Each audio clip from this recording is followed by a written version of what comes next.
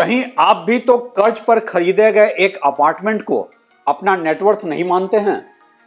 आप अपनी लायबिलिटी और डेप्रिशिएटिंग प्रोडक्ट्स जैसे कि गाड़ी या आईफोन को तो नेटवर्थ नहीं समझ बैठे हैं।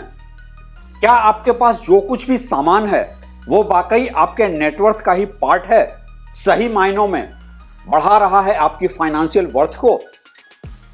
क्या नेटवर्थ का मतलब सिर्फ इन्वेस्टेबल सरप्लस या लिक्विड मनी ही होता है, या फिर आपके फिक्स्ड असेट्स भी आपके नेटवर्थ का हिस्सा हैं? क्या आपकी आमदनी और नेटवर्थ एक ही चीज है या दोनों अलग अलग कॉन्सेप्ट्स हैं? फाइनेंस की दुनिया में शायद ही कोई और इतना सिंपल कॉन्सेप्ट इतना ज्यादा कंफ्यूज करता है जितना कि नेटवर्थ। लेकिन आपके लिए है समझना बहुत ही जरूरी कि क्या है नेटवर्थ वास्तव में, जो कि न सिर्फ आपकी फाइनेंशियल स्टैंडिंग बल्कि काफी हद तक सोशल स्टैंडिंग को भी डिफाइन करता है। आखिर क्या है आपकी अंडरस्टैंडिंग नेटवर्थ की और आप कैसे कैलकुलेट करते हैं अपना नेटवर्थ?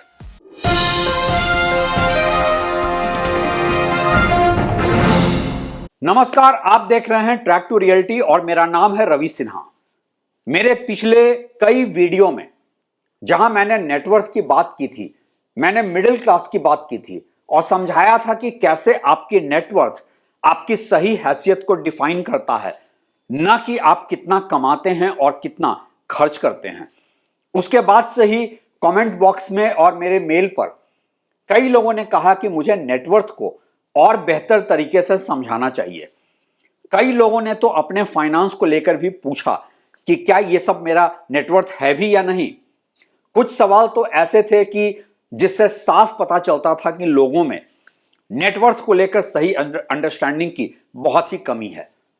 जैसे कि यह सब पूछना कि मेरे पास नेटवर्थ तो इतना नहीं है लेकिन गांव में जमीन भी है, तो मैं किस फाइनेंशियल स्टैंडिंग पर हूं?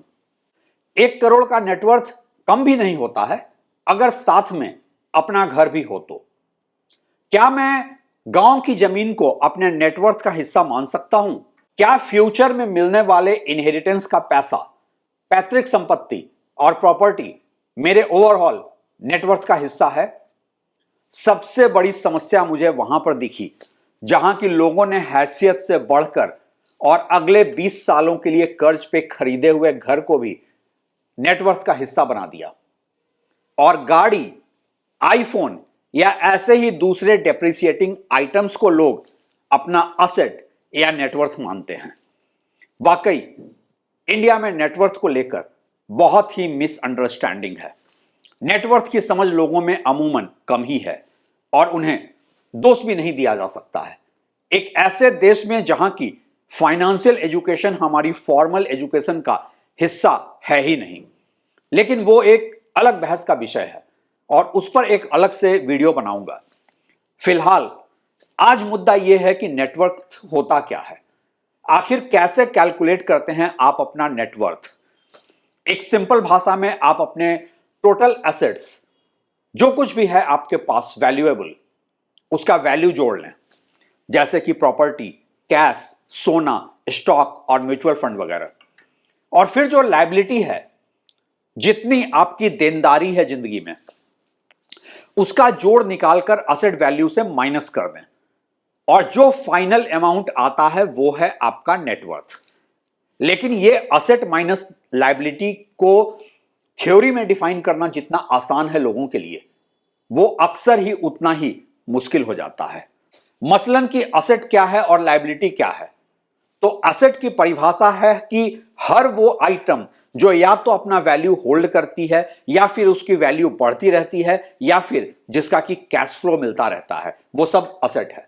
इस लिहाज से आपकी गाड़ी असेट नहीं है और वो आपके नेटवर्थ का हिस्सा नहीं है, क्योंकि ना तो आपको उसका एप्रिसिएशन मिलेगा, ना ही उसका कोई कैश फ्लो मिलना है। वो एक लायबिलिटी ही है और एक डेप्रिशिएटिंग प्रोडक्ट है। और अगर वो आपके काम आ भी रही है बिजनेस या ऑफिस के पर्पस से, तो भी वो है महज एक यूटिलिटी प्रोडक्ट, ना कि असेट। आपका घर, आपकी प्रॉपर्टी का वैल्यू बढ़ता रहता है या फिर उससे किराए की कमाई होती है, तो वो एक एसेट है। उसी तरह सोना भी एक एसेट है। आपके स्टॉक और म्यूचुअल फंड एसेट हैं, क्योंकि वो या तो वैल्यू बढ़ाते हैं या फिर कैश फ्लो के नाम पर आपको मिलता है डिविडेंड। ये सब एसेट हैं और आपको अपने इस एसेट में से जो भी आपकी देनदारी है, मसलन कि अगर घर लोन पर है और उसका रीपेमेंट का पूरा अमाउंट जोड़ लें तो वो है आपकी लायबिलिटी। तो टोटल एसेट वैल्यू में से टोटल लायबिलिटी को निकालकर जो अमाउंट बनता है वो है आपकी असल नेटवर्थ। अब ये अगर कैश पॉजिटिव में है तभी है आपकी नेटवर्थ, अन्यथा ये है आपकी डेटवर्थ। आपकी नेटवर्थ जीरो भी हो सकती है या माइनस में भी। एक स्कूल जाने वाले बच्चे का नेटवर्थ जीरो हो सकता है, लेकिन एक बिजनेसमैन का नेटवर्थ माइनस भी हो सकता है। उसी तरह स्टूडेंट लोन लेकर पढ़ाई करने वाले युवा का नेटवर्थ माइनस में होता है।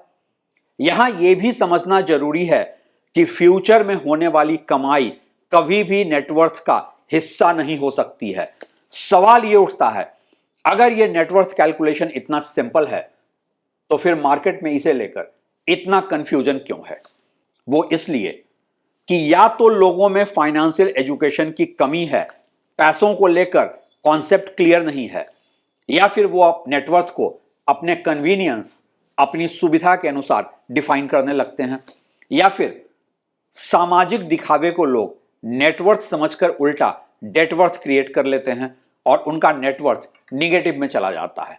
महंगे कपड़े या महंगी घड़ी पहनकर घूमना सिर्फ आपको सामाजिक दिखावे को बढ़ाता है, न कि आपके नेटवर्थ को।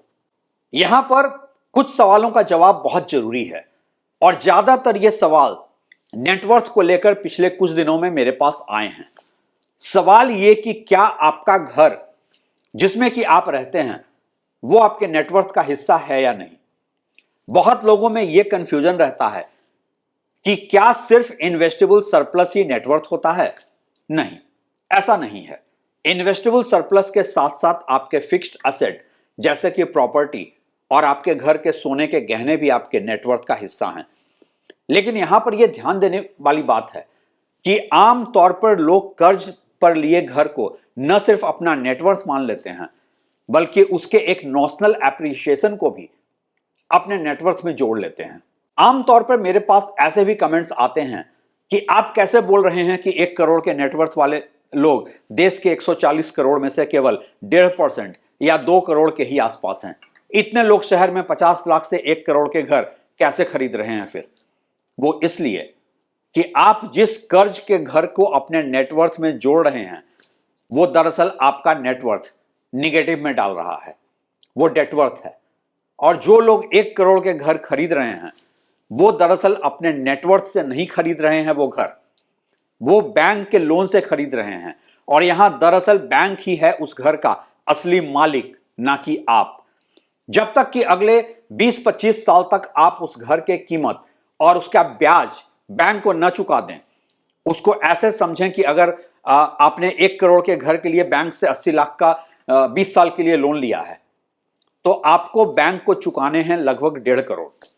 अब अगर घर की कीमत बढ़कर हो भी गई 1.25 करोड़ तो भी आपका नेटवर्थ नहीं है वो।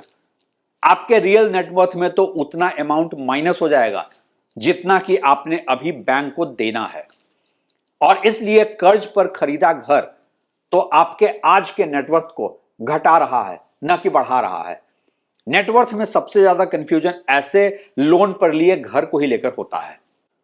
तो इन्वेस्टेबल सरप्लस के साथ फिक्स्ड एसेट जैसे कि आपका घर नेटवर्थ तो हो सकता है, लेकिन शर्त यह है कि उसके ऊपर लोन ना हो।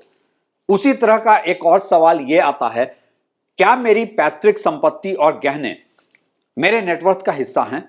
आमतौर पर लोग यहां भी गलत कैलकुलेशन कर बैठते हैं, क्योंकि पैतृक संपत्ति तब तक आपके नेटवर्थ का हिस्सा नहीं हो सकता है जब तक कि वो आपके नाम पर ट्रांसफर ना हो जाए।